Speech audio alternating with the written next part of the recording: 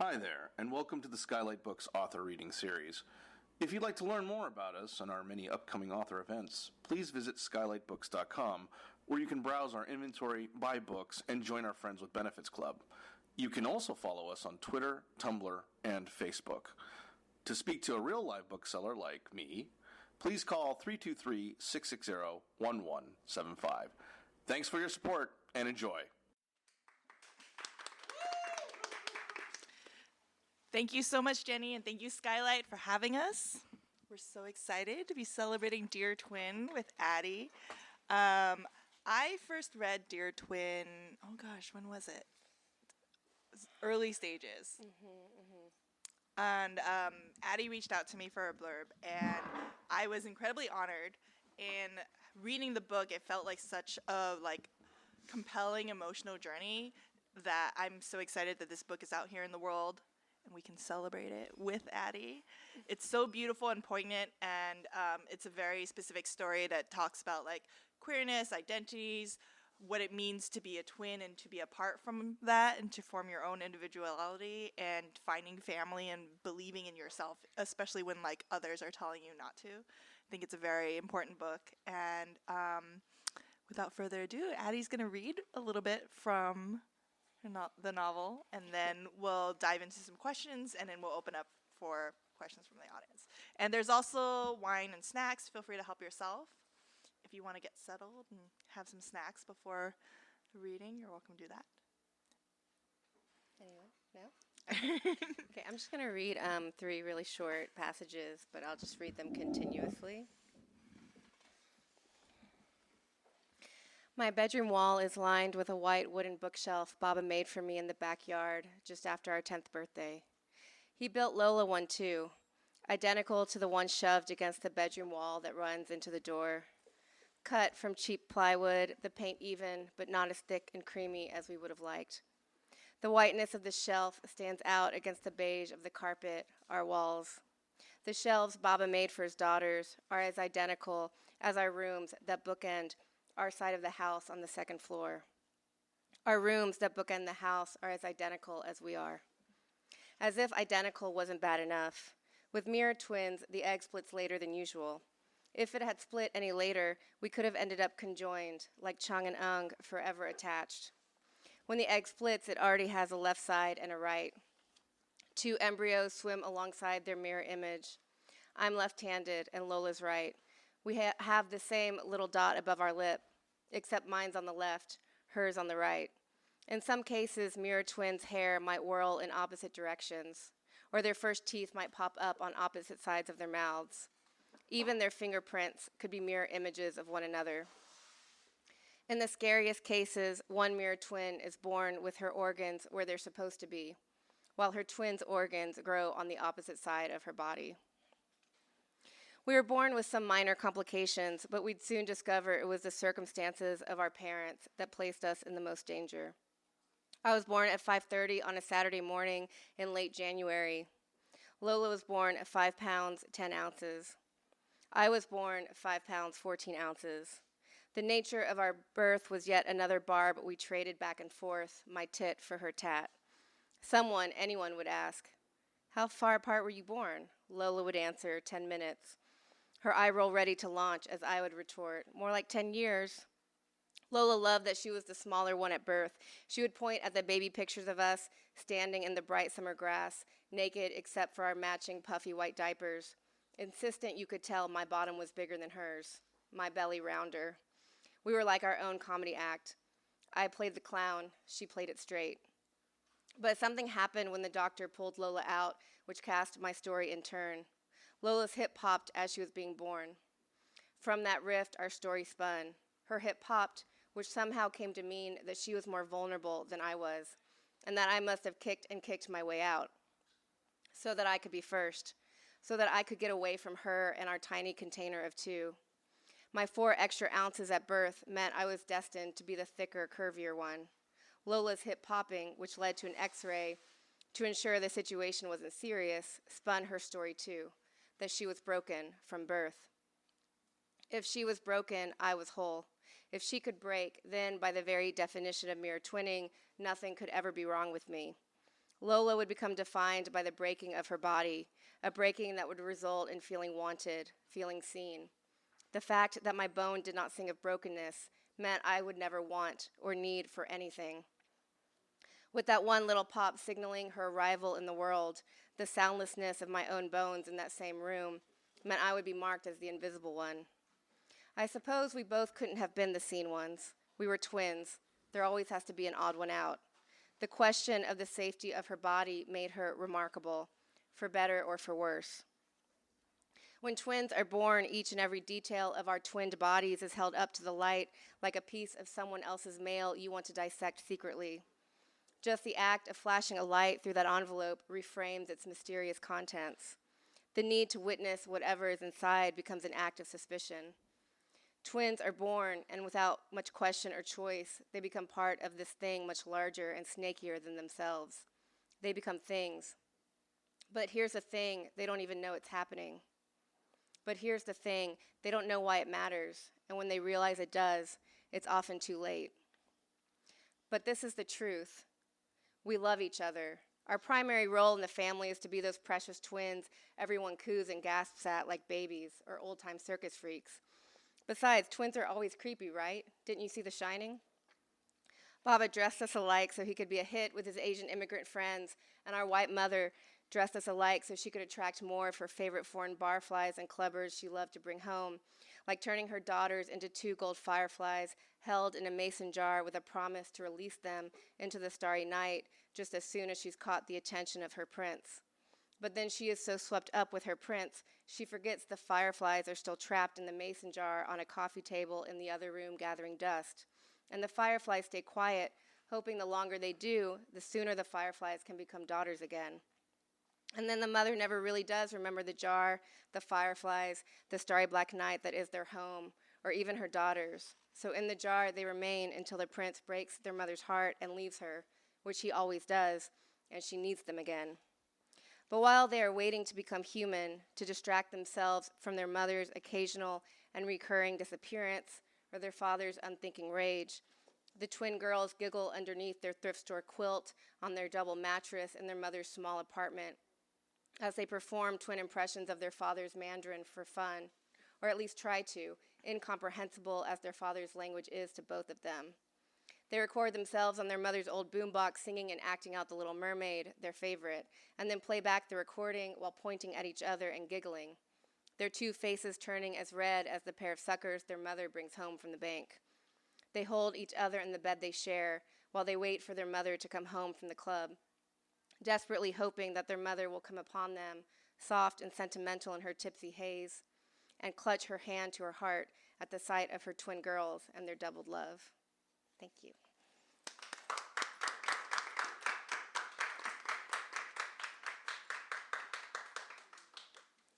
Thank you so much. Mm-hmm. You said you had 3 passages you want to read? Oh, no, those were the 3. I just read them together, yeah. Okay, excellent. All right. So tell me about the origin idea of this story. Well, so I guess I'll start with the fact that I wrote a memoir that was supposed to get published. It was supposed to be published in 2012, and then circumstances happened to the press, and so it fell through. The press basically folded, and so it was quite devastating, and but it gave me the opportunity to really think about who I really wanted to read this story and what my actual audience, what the audience I wanted was. Mm-hmm. And so I happened to be reading a lot of YA at the time, and I just started thinking about it. And the memoir was kind of divided into 2 halves. One half was based around this central story of my adolescence and childhood with my twin sister, and then the other half was like my adulthood, having been informed by that experience. And so I took the adolescent experience and then I just decided to reframe it as a YA novel because I realized that I really wanted to reach teenagers who were 18 to 22, teenagers and young adults, or people who are older that were going to be looking back at that time in their life. So that was sort of like how it started, and then a number of changes happened along the way, Yeah, tell me about like the process, when you first conceptualized it, it was a memoir. So a lot of this is drawn from your own life experience. How did you juxtapose that with like the fictional story you wanted to tell, and how did you decide about like the characters and in the creation of the story, coming from a memoir place and then going into a fictional one? What was that experience like? Yeah, so I've always been, I mean, even though I started my writing life as a young person writing fiction, which I was basically writing fan fiction, but that's not what we called it then, really bad imitations of Anne Rice vampire books. And they were twin vampires. But when I became like an adult writing when I was in college, I was actually so terrified to write fiction that I took a personal essay class when I was taking creative writing and had it substitute the fiction requirement because I was just very like intimidated by the prospect of fiction. But I was really surprised that when I started to write this novel, that it was actually the fiction gave me a freedom that I didn't expect. And so once I gave the characters that were based on my twin sister and I like different names and sort of a different narrative, like a sort of different framed narrative. It was really exciting and actually really fun to sort of play with what was fictional and what was sort of based in real life. And then I did want to protect some of the people that I'm writing about, and so I changed certain things about the way that they happened so that, my sister is reading it right now, which I did not expect to happen. She's sending me lots of texts about things. That she was going to feel in some way that I had kept what had happened to her, at least like the very like specific details sort of kind of obfuscated for her privacy. Yeah. So I think that even that alone, just writing about my family and knowing I wasn't writing exactly about what happened, was a huge relief in a way that I wasn't expecting. That's wonderful. So tell me about Poppy and Lola. This is really Poppy's story, and one of the things I loved about this novel was that you get to see Poppy define herself and who she is, and so much of her comes from like her and Lola, and then when Lola disappears, then that's when she really starts to discover and like she starts writing these letters, and it's really she looks back on like their relationship. And so what was that like for you? And tell me about like what, when you're like deciding about the characters, like tell me all the things. Well, I knew that I wanted Lola to be sort of a shadow character in the book and to not ever really exist, in the sense that she doesn't speak in the book. The only scenes we have of her are really through the point of view of her sister Poppy, who's the main character. Because one of the reasons I wrote this book was the problem of the twin trope, especially in young adult literature. So that was kind of something that spurred me to write a young adult novel, was that there was just twins kind of pop up as these very minor background characters. They're often used to create multiple siblings really easily of a character. So like instead of having to define a number of siblings, you just have the twins. The twins often have twinned names. They're dressed alike. There's like always some sort of like, so either that is happening in the background, or they're like evil, demonic, sort of the Shining type of characters. And I also thought there was like a space for twins to exist in literature now, because in vitro is becoming so common and so much more accessible than it used to be. So we're seeing multiples, like we're seeing multiple births, and I felt like there are going to be twins, like a lot more twins growing up, who are going to want to see something more complicated. So it was very important to me that this was Poppy's story, that this was an individual who also happened to be a twin, but also kind of addressing the sort of joined versus singular unique circumstance of what it means to grow up as an identical twin in particular. And then other than that, Poppy is definitely part me, in the sense that I was trying to write her as I thought and sort of the way that my language was and the way that I sort of felt at the time, combined with this kind of like fantasy of what would have been like if I would have been able to be a queer twin. I'm a queer teenager. If I hadn't known that queer people existed, which I barely did because I lived in the suburbs and it just wasn't, it wasn't in the mainstream at all, but I didn't really, like there was like one girl I remember who everyone said was bi, but they treated her like she was a weirdo. But other than that, like in my entire high school life, I didn't see any like queer female identified people. So it's like kind of half like this weird fantasy, like looking backwards on what that life could have been like for me and what, like kind of enacting that. And then half sort of how I reflected on myself as a teenager. In terms of Lola, Lola was a little trickier for me because I wanted her to be complicated, and I wanted their relationship to be very, like, there's like a lot of difficulty at being a twin, and so I wanted that to be expressed in how Poppy sort of speaks about her, and it speaks about their childhood and also the point, like what happens before she kind of goes missing. And then, did you ask me about other characters? And then there's Juniper, who was like probably like one of my favorite characters to write, because I also, it was very important to me that Poppy's relationship was a queer Asian relationship, because that was something I also don't see often in pop culture, whether it's hetero identified or queer identified. And so I wanted them to have all these like Asian references and sort of like shared identity that they were kind of riffing off with each other. And just this kind of giddiness. And I mean, one thing that I felt about YA when I was reading at the time was that there were all these girl characters that were like really misanthropic and sarcastic and like had all these like dark feelings about the world, which I think is fine, and I certainly had those, but I just sort of wanted her to also be a girl that was like also moved by the world at the same time, couldn't help but be moved by the world, which was like not something I was reading in a lot of the female characters that I was reading in YA at that point. And so I wanted her to be like, she was like going through a lot of trauma, going through a lot of really difficult emotions in her childhood, but also, giddy and still like just as excited as any teenager we sort of think about in the world.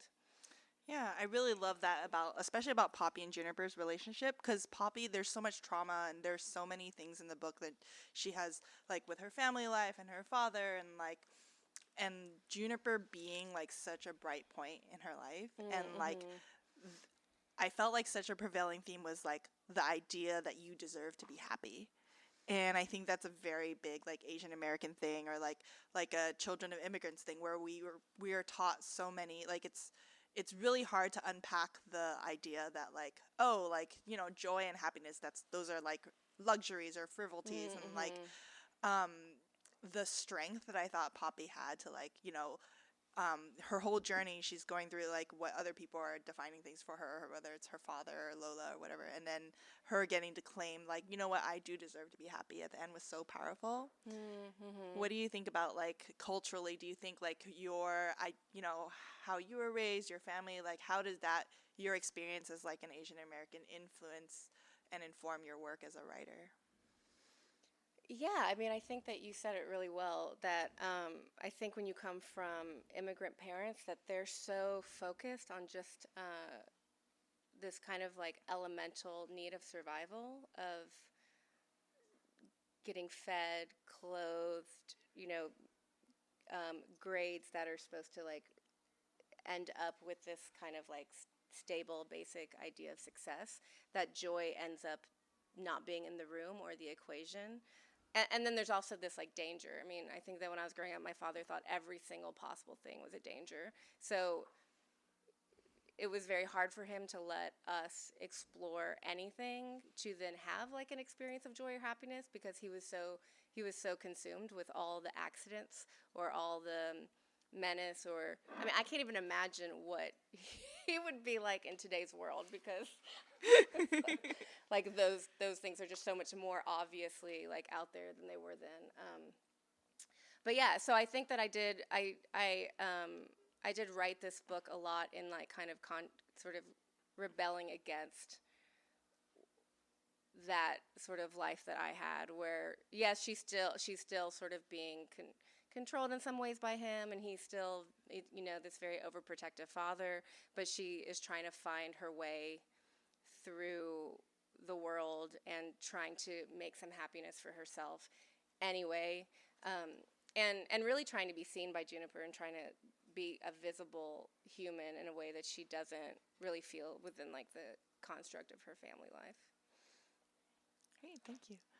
Tell me about your experience. You talked a little bit earlier about like, not being able to see other queer people, in high school or media. Like, what do you think was important for you when you were writing this book and having this like very important central queer romance, and when you're putting the story together, there's a lot of thought into going like, why this book? Why tell it in this way? As a queer person, I'm always like fascinated when I meet other writers, like how much of yourself do you put into your book? How much of your queerness do you put into your book? And is it queer because you are queer, or like do you intentionally like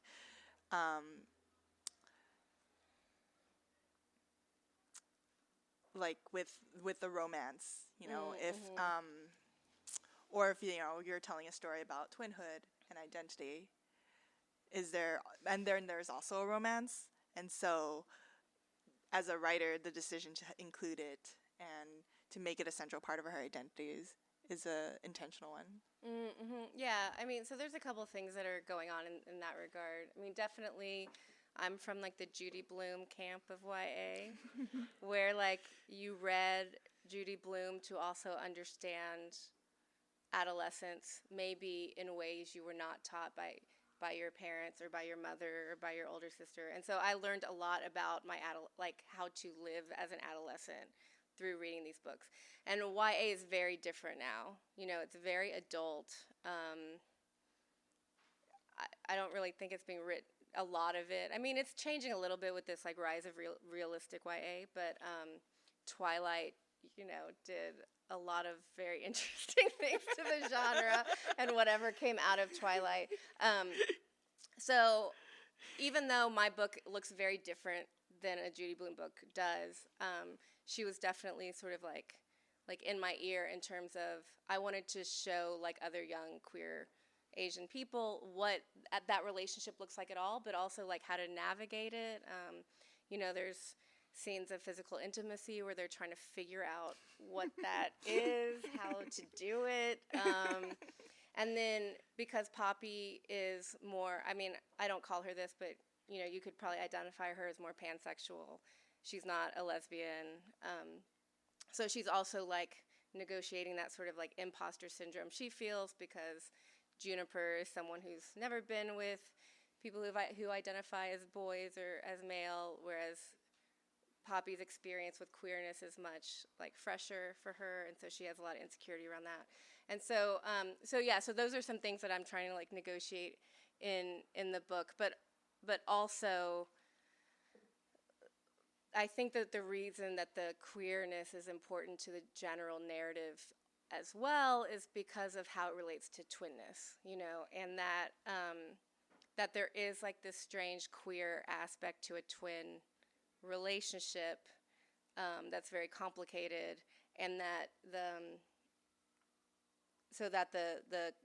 queer narrative and the twin narrative are sort of talking to each other in these like kind of unusual ways that I think is kind of there anyway. Like I think I don't even Poppy does sort of express it, and there's some feelings of insecurity that Juniper has with how intense the relationship is for Poppy with Lola, and so I wanted there to be that kind of like negotiation that they're both having, because the twin relationship is just such a unique, like, it's like the first relationship she has, like she's in the womb with this other person, they're this very intense sort of biological, like physically engaged sort of space. And so I was kind of thinking specifically about how to, I just don't think that the twin narrative would have the same weight if she just happened to be in a different type of relationship. Does that make sense? Yeah. So you have a background in poetry? I do, yes. Tell me about how that informs your prose writing. And how is it different writing prose from poetry? And like, there's a lot of like fun aspects about this book, which felt very poetic to me. And then there's also a lot of like mixed media with like the Instagram captions and the inclusion of that art. How did you decide to like, you know, all these pieces that went into the book and like all these artistic choices? Let's chat about that. Yeah, so I got my master's in poetry in 2005. So when I started writing seriously as a young adult, when I was 18, it was all poetry. I was obsessed with poetry, and poetry really kind of saved my life before therapy. And the control of it was really healing for me. And it was a very different time in poetry then. And so when I started trying to publish in poetry, it felt very limited in terms of what, like, sort of where the subgenres were, and I felt very kind of at odds with the genre. And so when I graduated, like, everything just started to expand. So the poems turned into prose poems, and the prose poems got really long, and they turned into lyric essays. And then I started writing creative nonfiction, and now I'm like sort of doing a bunch of different genres, and I'm very interested in hybridity, and now we like live in a publishing and writing world where hybridity, I feel like, is celebrating in a very exciting way. So the book is really like a hybrid. I think it's a cross between young adult and adult. I mean, I'm interested in how the visual can speak to the textual. I dabble a little bit in photography, and I work in a lot of different other mediums. So yeah, it was really important to me that the book had all of these layers. And then also, I feel now that, I mean, I still write poems, but I feel now that like prose has this ability for me to have everything in it, to have the skills that I use in poetry, but also to have the tendency I have towards long form lately. But I would say that in writing the actual text of the book, that it was really, I really wanted it to be imagistic. You know, I'm really drawn to the image. I'm drawn to lyricism. I'm drawn to like the sort of cadence, musicality that language can have. And so I think that that's kind of where my poetic background kind of comes in at this point. And then I just wanted there to be all these different ways that teens communicate now. You know, they communicate through text. There's words with friends. I don't know if people play it anymore, but there's some words with friends and messages in the book. There's some Instagram, like they're sort of speaking secretly to each other through their Instagram posts. And luckily, I had worked with a previous publisher who was going to get rid of sort of all of those qualities, but Metonymy was really great, and they figured out a way to keep everything.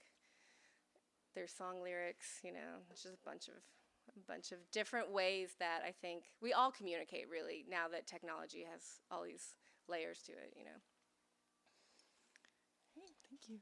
What do you hope readers will take away from Dear Twin? That's a really good question. I mean, I guess I hope like that twins are made more complicated in their vision of it through this book that's really only focusing on one twin. I mean, there's a lot of twin books out there that are just about twins, you know. And I really wanted to kind of show that twins are also, not just that they're also individuals, but that there is this very real, profound battle of the we versus the I that a twin is negotiating because of the unique way that they're born into the world. And then also, I'm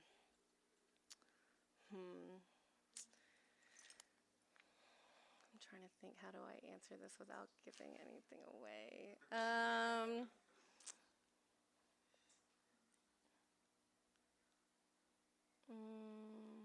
Well, I mean, I guess I can say that the other really important theme in the book is that Poppy is really, she's really in the role of a witness, and that that the person who has been abused in a certain way has a very specific experience, but the loved one who has to witness a person that they care about being abused without really feeling they have the power to change it is another really important aspect to talking about abuse. And so I hope that you come away from the book realizing that those are two very distinct identities, and they should just like be part of the conversation together somehow. Yeah.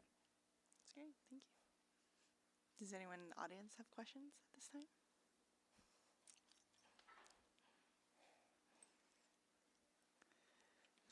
Yes. Who are your favorite YA authors to read now, contemporary? Well, Nina LaCour is like my diehard favorite at the moment. And she's a queer author, and she wrote We Are Okay, which is like a book that I kind of read over and over again as I was writing this book, that deals with queerness and also loss. I really like. And then she's like the big one. I'm trying to think if there are other people I really like. Yeah, so she's probably like the core book that I've been really thinking about a lot. Yeah, there's a lot happening in YA right now. Also, CB is an amazing YA writer, and I really love her work too. And I'm really interested in, like, they're calling it realistic YA. I'm not really interested in the dystopian YA as much, mainly because I just don't think it's really YA. Like, I think it's what teens are reading, but there's also this other book. I'm trying to remember her name. But the book is called Love Letters to the Dead, and that's a book I also really like a lot. Healing trauma seems necessary, but almost less ambitious than affecting the abuser. What are some ideas you have for transitioning an abuser? What do you mean by that? Transitioning the user? What I was hearing from you is that there's a dialogue necessary between power abuse and the traumatized. Mm-hmm. And I understand healing trauma. It's kind of instinctive how that can be treated, although difficult and ambitious. But it seems almost more ambitious to try to negotiate an abuser. So I'm wondering if you have tactics or strategies for bringing that role into the conversation. Yeah, that's a tricky. I mean, there's part of me that feels like that I'm. The very fact that I'm writing this book is also addressing that this abuser exists. I don't think it's, especially like in the people around this abuser are going to know who this abuser is. But yeah, I don't know. I think that that's really complicated, and I don't know that I have an answer for that. Except that we just have to keep like doing, I think, the work that the world is doing in talking about abusers and exposing abusers. And in this book, there's also a lot around the negligence of parents who aren't really considering all the ways that they're sort of opening up children to abuse. So it's sort of kind of coming at it from a different angle. It's almost like society has a responsibility to integrate the traumatized and the abused both. It's a question I'm thinking about, so that's why I'm asking. Mm-hmm. Good ideas. And it's very tricky because I think we have a very one-sided And that's good. I understand progress and I understand the necessity of that. But I think there's also an inclusion in the conversation that has to occur, and I'm not sure how to do that without offending people who have been hurt, You mean in terms of the healing of abusers themselves? Is that what you're referring to? if you want to use that terminology. Yeah, I mean, I guess it depends if you actually think it's possible for abusers, especially like once we sort of discover them, they're pretty much fully formed usually, and there's so many layers of pathology that I think there are many people that would feel like it's not even possible, that the reform of abusers isn't really possible. And I think until the culture of toxic masculinity and narcissism I don't even know if that's an even possible thing to like do away with, restructure, then I don't know that we're ever going to be able to move through it because the culture is sustaining them. So even if we move through it with one particular abuser, we're going to have, that, yeah. I think we are going to move through it, and I think that artists right now are looking at a door because there's really no option but to move through it. We've already rejected that. We rejected it effectively. I mean, a revolution has occurred. It's been rejected. But healing is a really difficult process, and I think that you recognize that. And you recognize that in the words you're using. Because I just was wondering, we're artists are the ones who are going to find the answers. So, and there isn't an answer. Otherwise, we ask the questions. Yeah. Thank you. It's a lot of interesting thoughts. Your question? Oh, yes, hi. You talked about joy, so I was wondering what the most joyful part of writing this novel is. That's a good question. Like, what brought you the most joy? I mean, definitely writing about the couple, like just being like giddy young people, because I mean, I actually wrote about them in a way that I never experienced as a young person, and so that was probably like the most fun that I had. And then just ways I played with how silly that they are among all the mediums that they use to communicate was, yeah, it was really exciting to kind of figure out new ways to invent, especially because all of these things we have that young people have now, like we didn't have, at all. Like, I mean, when I was in high school, there was no internet. There's like, I mean, a phone. Everyone knew you were on the phone. They could get on the phone and hear you. There was no there was no way to even attempt to have the types of private conversations you can have now. So, so that part was like really fun, kind of imagining what it's like for these young people today, who have all of these different ways of, and like different parts of their personality are kind of coming out in different ways. So yeah, that was definitely like the most exciting. And then also just the mere act of the invention was really fun in a way that I was not expecting it to be. Yeah.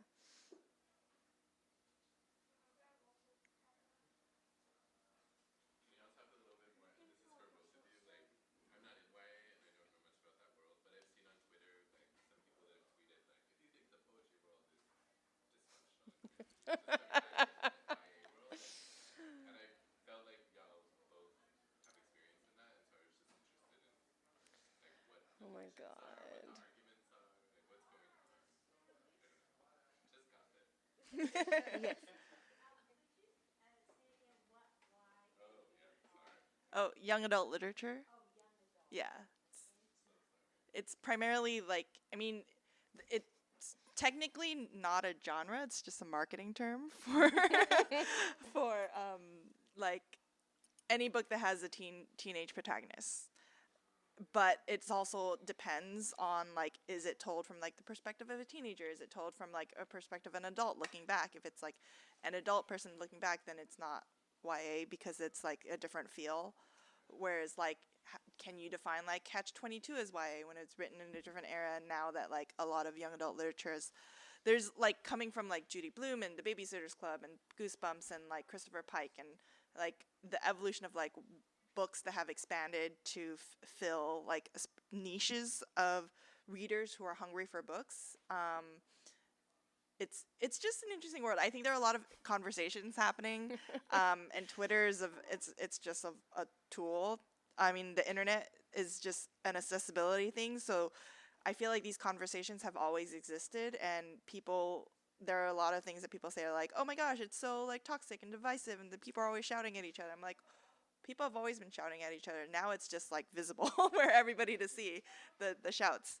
I think there's a lot of really good conversation happening around inclusivity and looking at books that are coming out. And I think that like there's been a lot of what people are calling trends towards like having more diverse books, but it's not, a trend is like having bell-bottom jeans. It's a phase. It comes and it goes, and it's not it's like, a flash in the pan. Like, whereas like, people of color have always existed. Queer people have always existed. And so it's just a matter of visibility, and where we've been having these conversations, and that we've reached a point where they are being heard. And a lot of, now that we have this platform where it's so easy to share ideas and that things move very quickly. And so I think that's just a matter of like how quickly things go. And I don't know, it's kind of like a double-edged sword. On one hand, I'm really grateful that like, my books wouldn't have, I mean, they would have existed. I would have written, but I don't know if they would have found the audience without like people, the Asian American community and the queer community, like seeing, like when my book was announced, like the cover of Not Your Sidekick featuring like an Asian American girl, and then like the back copy and the synopsis is very clear that there's going to be a love story here, and it's queer, and it's like shenanigans and superheroes, and it's fun. And like I was really blown away by like kind of like social media's response, where everyone was like, oh my god, this book, why hasn't it existed before? And like all these people started like the wheels began turning, where people like publishers before, and like people who are like, oh no, that's so niche, you're gonna write like a bisexual Vietnamese Chinese American character. And what ended up happening was that like people saw that the book existed and they wanted to read it, and all this support came in. And like, that was 2016. And I'm really fortunate as a writer that like, to have had the readership that I've had. And like that's how I met Addie. With like, was that just you just friended me on Facebook, or through the binders groups too. Yeah. But it was literally like we met because of that's true. Facebook. Yeah, it's so many ways I could respond to this. I mean, so like YA is huge, and there's a lot of money in it. So there's a lot of people on Twitter.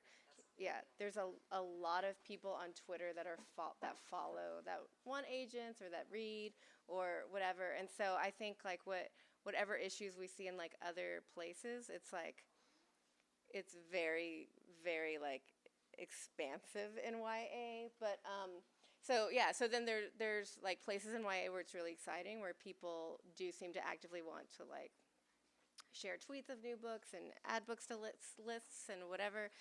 But then, if you take all of that energy and like you turn it on its opposite end, when someone says something critical, then also there's going to be like, I mean, just like excessive amount of people that are also going to jump on it. People who haven't read the book, people who don't even know the story, so, and then just like everything in Twitter, it just like kind of snowballs very quickly. Twitter YA Twitter is like its own terrifying beast. It's its own drama. It's wild. It's interesting, but I feel like because it's such a unique time, because when I was a young reader, I was like, I could talk to the author of this book. Like when you were thinking about accessibility and accountability, I think there's a level now where people are like, you know what, I'm gonna @ J.K. Rowling right now, and like, because you can, and that doesn't guarantee that she'll see it, but like there's, I think in young adult literature, a lot of young people are very enthusiastic and passionate about having these conversations about what they feel is important to read and what they want to read. And I think that's great that, like, you know, we're always learning. We're always works in progress, where someone was like, you know, you can form an opinion and then you can also like change your opinion, where you're like, you know what, I was wrong. What I said was, you know, I didn't know that that word was racist, or like people are always like owning up to like, and there's a lot of conversation like, oh my God, call out culture is so toxic. But I think there's a level of like accountability that I think is good. Whereas like in adult literature, or like in other like world literary worlds, there's people having these conversations, but like they're so far behind at what like where YA is talking about them, where, you know, where we're already like talking about like, why is it important to elevate like voices from people who are writing specifically about like experiences in that community, and why is it important to like elevate, like, you know, if you're writing a trans book, that the author is trans, and like to uplift those stories, and to like you know, I think there's a lot of great excitement, and there's it's also just like a shouting room, so people do shout, but I think there's a lot of interesting things happening. Well, like with the J.K. Rowling thing, where you know, when she came back in the what are they called, like are they the prequels, or what are they? Well, when she came back and she was like, oh, this character is suddenly gay, and and then everyone kind of went after her. I mean, the other thing that's happening on Twitter too is people also know if enough people do it, it's going to end up on some sort of pop media, and it's going to go viral, right? So they know that their voice, it's possible their voice can be part of this kind of acceleration.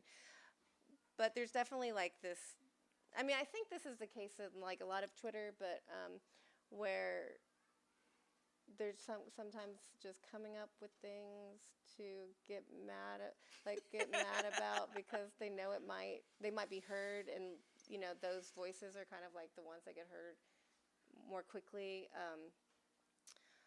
But I definitely find it a little bit intimidating. I can't keep up. I'm like, what are we mad at today? I'm like, oh, okay. Anybody can be on Twitter.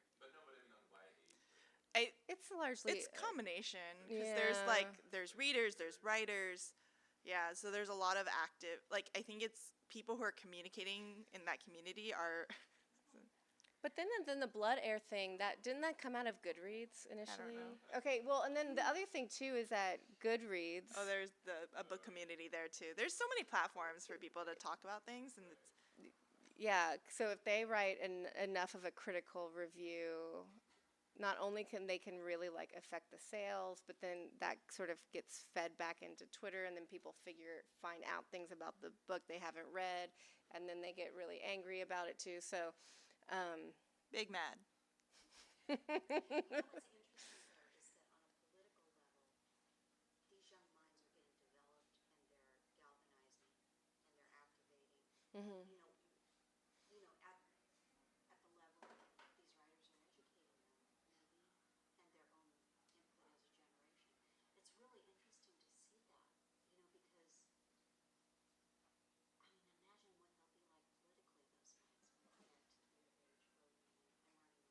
Well, I mean, like the teenagers in Parkland who were able to largely using Twitter, and because Twitter was at a place where it was able to do that.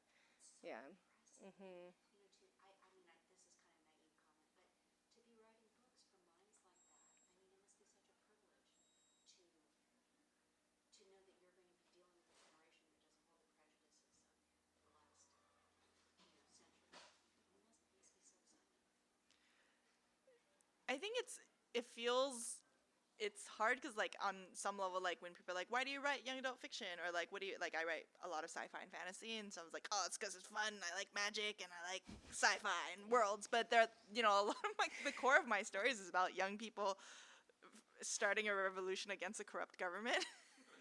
So,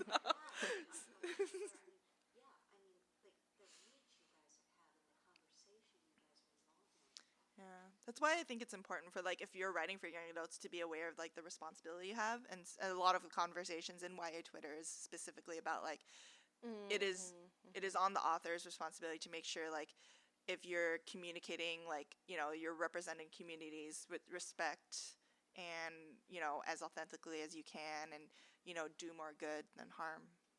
And then do the kids like tell you how much they hate that? They say, we want good stories. We want I think so. There are a lot of there's so many especially when I think the readers are so vocal now about this is the kind of story I want, or especially with queer content.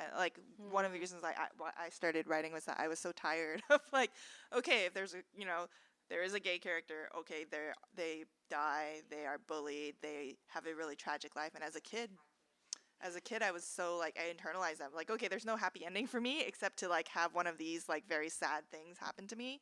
And I, when I wanted to write a really fun adventure story, and that really fueled me. But I just want to have a queer epic adventure. And that I think that shows when I have so many readers that were would write to me and be I loved how fun this book was. And they deal with a lot of important stuff, but it's also and I think there's so much room for all kinds of stories. We need the coming out stories, we need the stories talking about abuse, we need the stories talking about healing and trauma, but to have that spectrum of I want a kid to be able to walk into a bookstore and be I feel like this today, and to have the choice, and not just this is the only option I have, and it's all sad. Which is actually why I intentionally wrote this book cross genre. I mean, I'm mostly marketing it as YA with cross genre capabilities, because I felt that the YA genre is really already pushing and complicating how sophisticated that young adult readers are, the adults who are reading it, but also the teenagers and teenagers plus that are reading it. And I felt the genre was ready, but I wasn't really seeing a lot of that happening so much within the form. And so that was actually something I was thinking a lot about, that these young readers are really sophisticated, and they're reading a lot of different kinds of work, not just in books, but because of the internet, they're seeing a lot of they're consuming so many different types of text. And so I really felt that it's time to really push into this next stage of YA, which will blur really the line between young adult and literary fiction, I think. Yeah. Yay! Thank you so much for having us. Thank you. I believe Skylight may have no, maybe, perhaps, yes. Thank you, Skylight. And Addie's books are here and available if you want to purchase them before you come up to have them signed. Oh, my books exist too. You can get the Sidekick Squad here. They do exist. We'd love to come hang out and chat with you. We'll be here. Help yourself to snacks and beverages. And please stop by and say hi. And thank you so much for having us. You've been listening to the Skylight Books author reading series. Don't forget, you can listen to this and all of our other great podcasts at skylightbooks.com. Thanks again for stopping by, and we hope to see you soon.